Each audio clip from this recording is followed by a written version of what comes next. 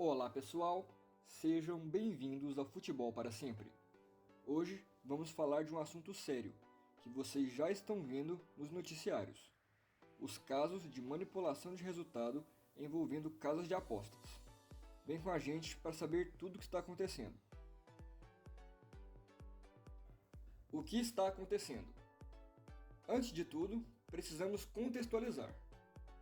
A Operação Penalidade Máxima investiga os envolvidos diretamente no futebol, que receberam alguma compensação para alterar ou manipular o resultado ou alguma parte do jogo, para benefício próprio e de terceiros.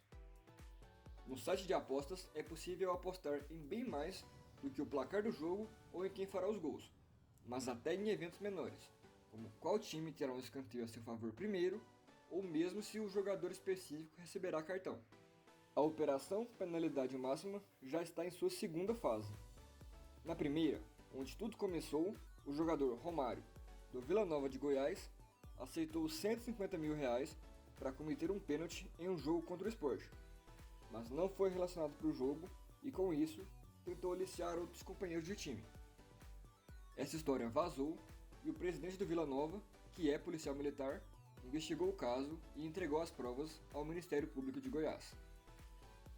Dentre essas provas estão conversas de jogadores com apostadores com diferentes graus de envolvimento. Alguns dos investigados se tornaram réus, como é o caso dos jogadores Eduardo Bauerman, Gabriel Tota, Fernando Neto, Victor Ramos, Paulo Miranda, Igor Cariús e Matheus Gomes.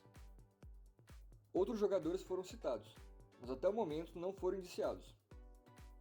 Com o andamento das investigações, é possível que surjam outros nomes. Consequências: alguns jogadores foram afastados de seus clubes, como já citados Bauerman e Fernando Neto.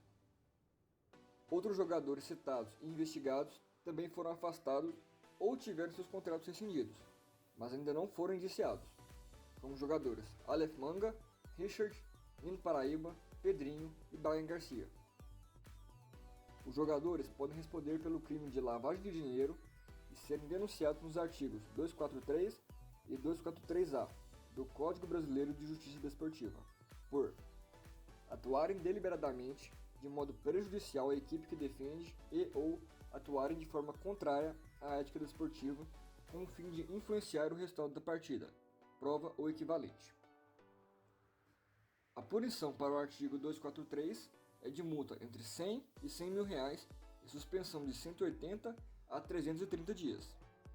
E a punição para o artigo 243-A é de multa entre R$100 e R$100 mil e suspensão de 6 a 12 partidas.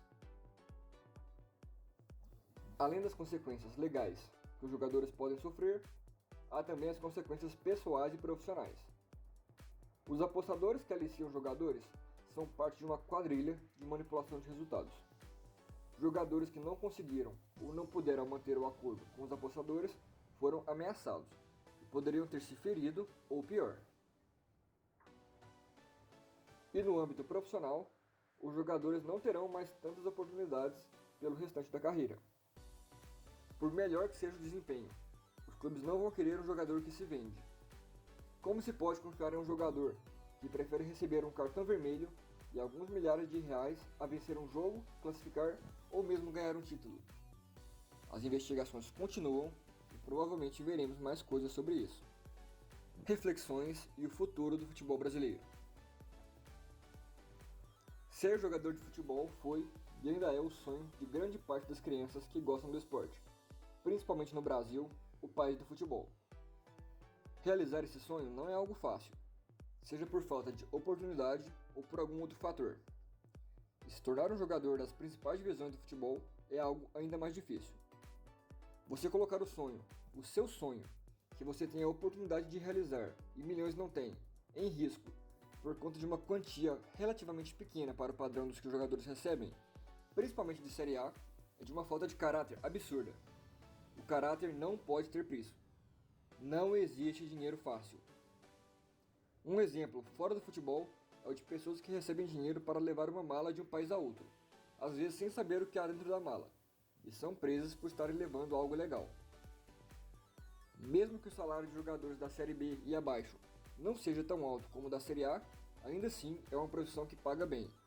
Não há preço para a paz de espírito e uma consciência tranquila. Pelos próximos meses, e talvez até mesmo anos, ainda vai haver a dúvida. Aquele jogador tomou o cartão de propósito? Errou o pênalti por querer? Tudo vai depender de como a operação penalidade máxima terminar. Mesmo que estejamos acostumados com a impunidade no Brasil, ou mesmo penas brandas, precisamos acreditar e cobrar que os atletas envolvidos na manipulação sejam devidamente punidos na proporção adequada e que isso não incentive outros a seguir o mesmo mau exemplo.